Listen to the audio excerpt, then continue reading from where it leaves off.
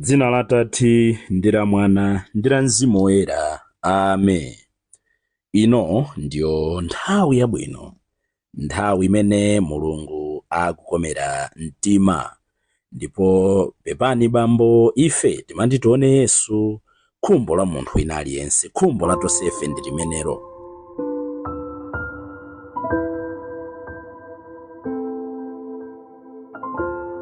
Ndikulandireni pano pa Tiyankhule na Ambuye mu mbindikiro wathu, ulendo wa ku Pasaka, ulendo wa masiku 40. Lero ndi lachiwiri pa 19 March chaka cha 2024.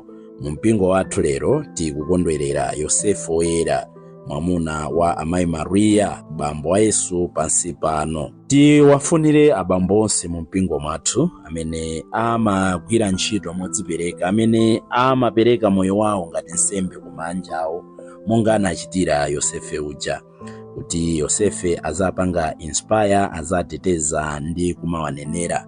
Tisayiwale tili pakati pa mbindikiro wathu, ulendo wa masiku 40, ndipo likaliyang'ana lero ndi tsiku la namba 30. Zikundiopsa chifukwa tatsala ndi masiku 10 enieni, ndipo pa 10ipo ndiye kuti tikachotserapo masiku atatu akuluakulu mu mpingo aja timanena kuti the Easter Triduum.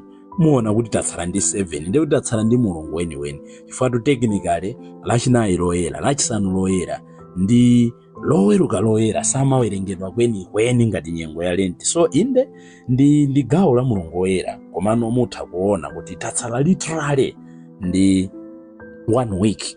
Ndi yofunikira kuti tichite zakupsa, tichite machawi mchikhristu chathu. Tikupitiriza mawu a mthenga wabwino amene tinaona tsiku la mulungu, pamene Agriki ena anapita kwa Yesu kumakati pepani kwa ophunzira ake timati tionane ndi Yesu. Ndimafunanso kuti tsiku la lero tilingalire mfundo zinanso zitatu. Dzulo tinaona mfundo zitatu, kuti poyambirira Agriki sakutchulidwa mayina, palibe kanthu ngati tilibe mayina. Ndipo tinanena kuti ku Yerusalemu kudapita anthu ambiri, komano iwowa ndi amene adapitira kuti akapembedze chifukwa amafuna aone Yesu. Tsiku la lero ndimafuna tione zinthu zitatu izi. Choyambirira, Agriki amenewa ngakhale amadziwa chimene akufuna, sanapite okha direct kwa Ambuye Yesu, adapita kudzera kwa Filipo, ndipo Filipo adakatenga Andrea ndi Filipo adapita ndi anthu aja kwa Ambuye Yesu. Very, very, very good, beautiful. Liphunziro la mphamvu limene inu ndine timene tikhale nalo munyengo ino ya Lent. Anthu amanena kuti ayi mu mpingo wa Katolika bwanji mapemphero amanena kuti kudzera mwa uneneri wa amayi Maria. In fact ofunsawo amalakwitsanso chifukwa samvetsanso ngakhale funso lawo, chifukwa iwo amanena kuti Akatolika bwanji mmapembedza amayi Maria. Ndikuseka ngati zabwino, chifukwa Akatolika sitinapembedzepo amayi Maria. Ngati muli mgulu amene mmapembedza amayi Maria, mmalakwitsa, ndi amene mukutionongera mpingo, ndi amene mukutilakwitsira zinthu. Amayi Maria timawalemekeza, ndipo chifukwa choti timawalemekeza timapempha chifukwa choti amamudziwa Yesu kuti azitinenera kwa mwana wake. Koma nkhani simeneyo, nkhani ndionena kuti timapempha chifukwa ndi chizolowezi chabwino, ndi chikhalidwe chabwino kupempha uneneri wa anthu ena. N'chifukwa chake timanena amayi Maria mutipempherere, St. Francis mutipempherere, Nkhoswe zathu mutipempherere, oyera onse mutipempherere, Tiana tosaipa konse mutipempherere. Nkhani yake ikuchokera pamenepa. Agriki akudziwa zimenezi, sakupita direct kwa Ambuye Yesu, akupita kwa Filipi akupita kwa Andrea. Phunziro loyamba, chipulumutso nkuperekezana. Amatero kuti lende nkukankhana, kaliko kankanyama, tili tawiri nti anthu. Sitinganene kuti yes, chipulumutso ndi nkhani ya personal responsibility. Tikawerenga buku la mneneri Ezekiel chapter 18 amanena kuti aliyense adzafera machimo ake. Amatsutsa zimene ankakamba Aisraeli, amati akachita ichi makolo athu adadya nkhuyu zowawa, ife mano adachita dzimbiri, akateretere mmalo motitsenza udindo amangoti ife adachimwa ndi makolo athu, ife adachimwa ndi makolo athu. Koma tikhale muja adachitira Daniel, inde makolo athu adachimwa, komanso ife sitidamvere. Chifukwa pa Ezekiel 18 paja amanena kuti aliyense adzafera machimo ake. Chipulumutso ndi personal responsibility, izo sitikukana. Komanso chipulumutso chili ndi dimension ina. Chipulumutso ndi kuperekezana. Chifukwa anthu fe timakhala m'manja osiyana-siyana. ineyo ndabadwa mu banja limene lidandiphunzitsa Chikhristu, ndipo nditalowa Chikhristu ndidalowanso mbanja lina la Chikhristu, ndipo ngakhale ndili mChikhristumo ineyo ngati wansembe ndakalowanso banja lina lotchulidwa kuti wansembe, ndipo pakati pa banja la nsembepo ndidasankhapo kuti ndikhalanso mbanja ili lotchulidwa kuti diocesan priest. Ena adakalowa mbanja la nsembe koma adakasankha kuti ndikhala Jesuit, ndikhala Mcarmelite, ndikhala White Father, Missionary of Africa, ndikhala wakomboni. Chonsecho cholinga chake nkuti tiziperekezana ku chipulumutso. N'chifukwa chake Mkhristu wabwino, Mkhristu wanzeru, Mkhristu amene akumvetsa udindo wake amenera akhale mukabungwe kenakake, akhale mukabanja kenakake. Zimene je sitingopanga kuti tizingokometsa moyo kuti ayi basi ine ndili pa magulu 12 masiku ano za pa social media zitikuona tiyankhule na Ambuye, ndiliso gulu lakuti kapena papali chikumene zimachitika okha legio, okha kwaya, okha Axio Katolika, okha agulu la chifundo. Sikulakwa ngati chipulumutso ndi mtendere wanu mazipeza kumeneko, good and fine as long as you distribute your time well. Komano chimene ndikunena nchoti tilimbikitsane chipulumutso nkuperekezana. Pakwaya paja tiziperekezana, osamangokambirana nkhani ya matargets kapena kuti ayimbe besi ndani, ayimbe soprano ndani. Zimene zonzabwino zimene tidadzera, koma tikayimba tikasonkha kaya ulendo ya trip timatero, tikachita mapwando azachipembedzo, finally tizifunsana kuti kodi ase moyo wako wakuzimu kuyenda bwanji. Sikulakwa kukhala pa ubwenzi nkumakambirana kuti kodi ase ndili tudakalandira sakramenti lakulapa. Zisamangothamangira kuti hayi ndi zimenezo ndizoyene ndi ubale wanga. Sitingafunsane kuti unakalapa mafunso otani, koma ineyo as a priest I have to ask anthu amene Mulungu adandipatsa kuti ndizatsogolera kuti ndili tudalandira sakramenti lakulapa. Chimodzimodzi pa banja, bambo muli ndi ufulu, muli ndi udindo omafunsana anu kuti iwe sakramenti lakulapa udalandira liti, akazanga. Chimodzimodzinso amayi kuafunsa abambo kapena ndi ana. Potero paja tikupangana checks and balances, tikuperekezana ku chipulumutso. Ena timakhulupirira kuti chipulumutso ndi ulendo wa ine basi. Uko nkuganiza mopotoka. N'chifukwa Akhristu oyamba aja timamva tikawerenga ntchito za atumwi 4 ndi meya 42 kumapita mtsogolo 43-44 kuti ankapangira zonse pamodzi, ankadya pamodzi, ankapemphera limodzi, ndipo ankapanga zonse ndi mtima umodzi. Chipulumutso nkuperekezana. Tikakhala mu mpingo ndibwerekere mawu a Father Kimu, amawu amenewo amandigwira mtima kwambiri. Bambo Joseph Kimu amanena mobwereza kuti in the church we don't compete, in the church we complement each other. Mu mpingo sitimapikisano, simalo ochitira mpikisano. Mu mpingo ndi nkhani yoperekezana, kuti uyu kamene akuchepako wina akankankha afikire kamweso kena.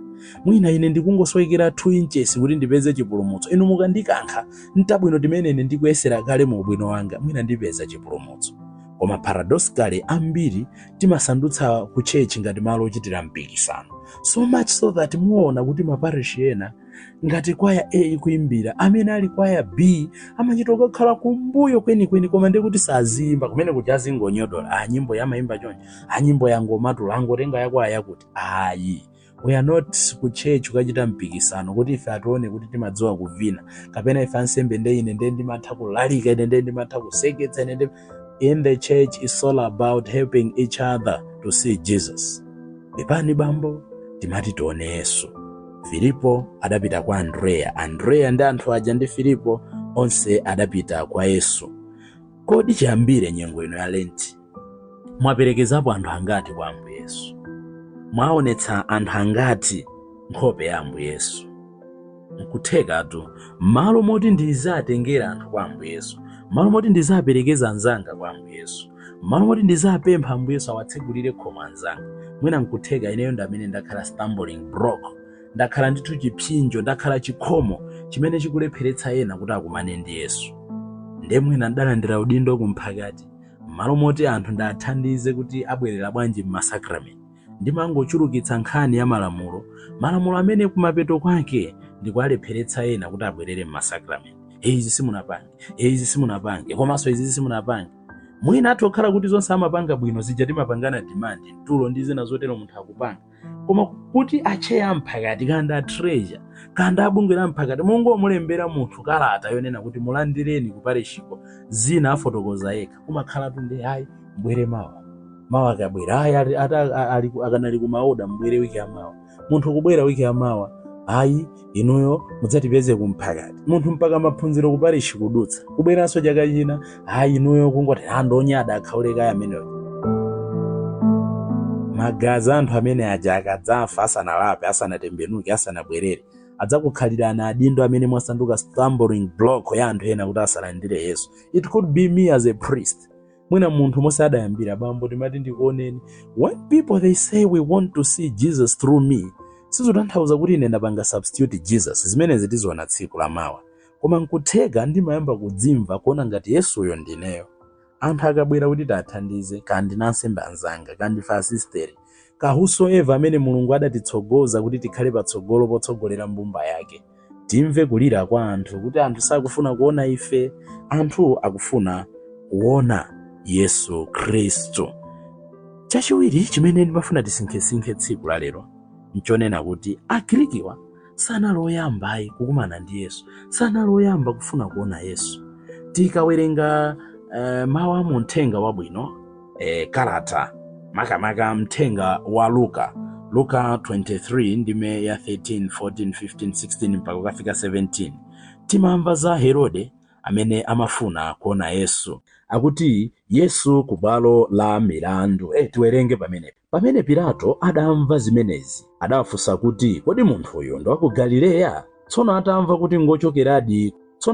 kuti ngochokeradi ku dera limene Herode adalamulira, adamtumiza kwa Herodeyo amene nayenso anali ku Yerusalemuko masiku omwewo. Ka Herode amendera zotani mana Yesu akuti anali ku Yerusalemu komweko. Herode poona Yesu adakondwa kwambiri. Listen to that.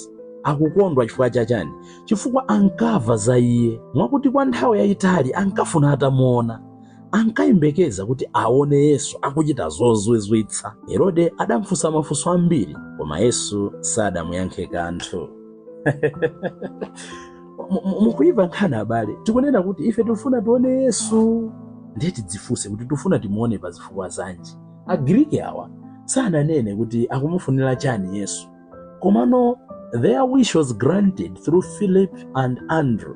Kungoti sitinapitilize nkhaniyo kuti ndiye atakumana ndi Yesuyo zidatha bwanji. Izo akudziwa okha mu mtima mwawo zimene amafuna atamuunza kuti Yesu adayankha zotani. Koma finally adakumana naye Yesu. Koma Herode akuti anali ku Yerusalemu komweko, kanali pa trip yachani, kamendera zake, anangoti mwayi ujanthuyu anamva kuti munthu wina amasandulitsa bread kukhala wambirimbiri, akumachiritsa anthu osaona, akumagwira anthu akhate, akumakhululukira anthu ochimwa, ndipo anthu ambirimbiri akumutsatira. Ndi akuti adakondwa kuti ineyo ngati nduna yayikulu mwayi wanga ndomwe woti ndimuone.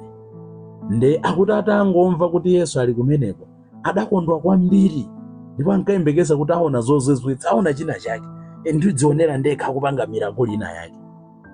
Herode adamfunsa mafunso ambiri Yesu, koma kuti Yesu sadamuyankhe. The motive behind our desire to see Jesus. Ino ndine timafuna timuone Yesu pa chifukwa chani? Pamenepo ndiye pakhale nkhani. Tikamanena kuti tifuna tione Yesu, tisayiwale kuti Yesu ndi ndani. Yesu ndi Mulungu. Ndipo tikawerenga mthenga wa Yohane amadzulula kuti Yesu ndiye njira, Yesu ndiye khomo, Yesu ndiye kuwala, Yesu ndiye opereka mtendere. Ujatoka kwa kufa adzatiuza monga adaneneranso kuti mtendere ukhale nanu. Yesu in a way is everything that we desire. If we desire peace, peace is God, peace is Jesus.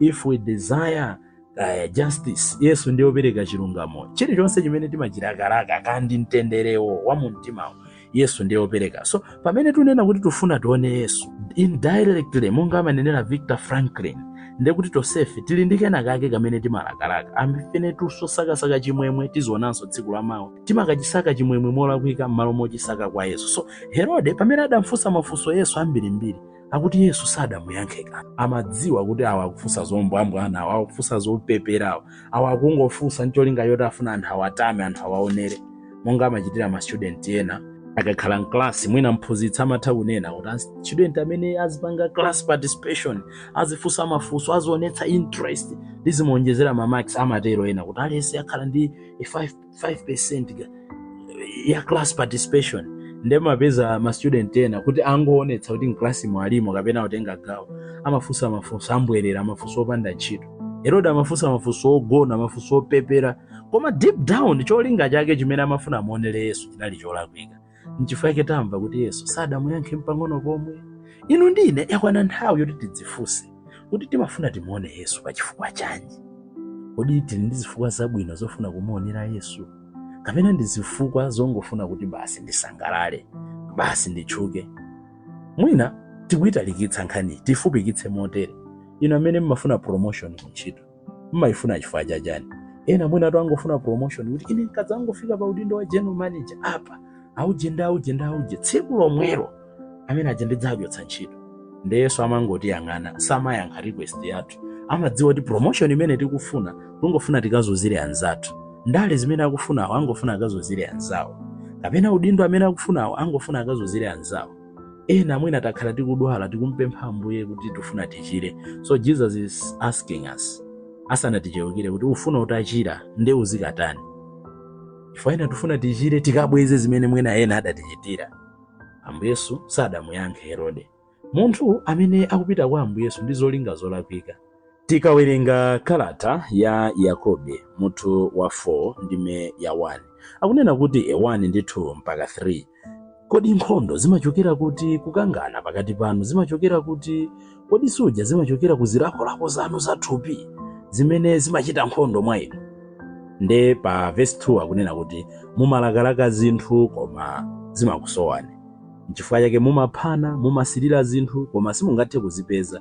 Chifukwa chake mumamenyana, nkumachita nkhondo. Mulibe zinthuzo chifukwa simupempha kwa Mulungu. Ndipo ngakhale mupemphe simulandira chifukwa mumapempha molakwa. Zimene mumapempha mumangofuna kuzimwazira pa zinthu zokukondweretsani basi. Chidzudzulo icho I think mawa akuyankhula kwa ife tonse, akuyankhula kwa inuyo, akuyankhula kwa ineyo. Akuti zimene mmazifunazo ngakhale mupemphe simulandira, koma ngakhale mupemphe simalandirabe chifukwa kuti mmazipempha pa zifukwa zolakwika. Mmafuna mukangozimwazira mukanjoere. Kupempha galimoto cholingo zikachitiramo matama basi.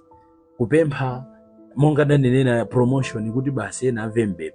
Kumapempha pa line ife Ambuye tufuna mutipatse mwana wamamuna. Chifukwa chake banja ilo ndoona kuti kula ana amuna sadziwa kusamala ana amuna. Ife mukadzango ndipatsa mwana wamamuna ufuna adzave mbebe kuti mwana wamamuna timasamala bwanji, kunkulira timatoyi tachimuna. Ine sindingachite zimene amapa. Mulungu amangoti inu mudzazoza anzanu nde yanu ikhala boys yomwe kapena yanu ikhala girls yomwe. Mmapempha pa zifukwa zolakwika. Herode adapita kwa Yesu pa zifukwa zolakwika. Opita kwa Yesu pa zifukwa zolakwika, Mulungu samuyankha, Mulungu sancheukira. Ndidzifunse kuti in this Lenten season, what has been my petitions to Jesus? What have been my petitions to Jesus? Ndakhala ndikupempha chani ndipo zolinga zake ndizoyenerera. Chitsanzo chathu chikhale Zakeyo. Zakeyo tu ankafunanso na Yesu ataona Yesu. Komano mukaona kuti Zakeyo ankamfuna Yesu atadziwa mavuto ake. Amafuna ataona Yesu koma adazindikira kai mavuto ake. Ndine wamfupi nde nditani kuti ndikumane ndi Yesu ndikakwere mu mtengo. Ndi Zakeyo adakakwera mu mtengo cholinga aone Yesu. Ifeyo tili ndi Zakeyo siyana. Ndife abathwa tikawerenga nkhani ya Zakeyo mapezeka pa Luka 19 ndime 1 kulekeza 10. Ifeyo ndife abathwa, ndife Zakeyo mu njira zosiyana. Ndife Zakeyo kudama, ndife Zakeyo kukumana, ndife Zakeyo kumatama, ndife Zakeyo kulesi, ndife Zakeyo kukuumira, ndife Zakeyo pofunira ena zoyipa. Tisanafune kukumana ndi Yesu timuuze kaye kuti ndine wamfupi ndifuna ndikwere mtengo. Ndimanena adzana ndikulalikira nkhani yomwe kuti munthu ukadzafika wekha pomadzivera chisoni nkumadzitchula wekha mayina oyipa, udzayimirire tibwerekere mawu apa Luka, udzayimirire ndi kukondwerera chifukwa chipulumutso chako chayandikira. Ineyo ngati mnyamata, inuyo ngati mtsikana, muzikhala pansi nkunena kuti komatu ineyo munthu ndine chidakwa ndaonjeza. Mwauli mutu popo ukadzangoyamba kudzinena wekha udziwe kuti kusintha kwayandikira. Mtsikana utalandira ma message pa WhatsApp 6 ochokera kwa zibwezi, mafoni akungophana anyamata osiyana udzaombe mmanja, mutu utawika mmanja nkunena kuti koma munthu ndine hule ndaonjeza. Ukadzanena zimene zija wadziwa Zakeyo wako chipulumutso chako chayandikira chifukwa udzamba njira zosakirasakira kuti ubwererako bwanji ku Zakeyo wako. Chifukwa chake Ambuye Yesu atamuona Zakeyo adanena kuti tsika msanga, tsika lero ndikadya ku nyumba kwako, ndipo chipulumutso lero chili m'banja mwako. Chifukwa choti wadziwa zofoka zake, wayamba kumsaka Yesu. Osaka Yesu Ambuye amabwera kwa iye. Pepani bambo timati tidzaone Yesu. Ambuye akhale nanu. Madalitso a Mulungu amphamvu zonse, Atate ndi Mwana ndi Mzimu Woyera akutsikireni ndi kukhala nanu nthawi zonse. Ndikufunireni abale ndi alongo madzulo opambana ndipo osatopa pochita zabwino. Bye.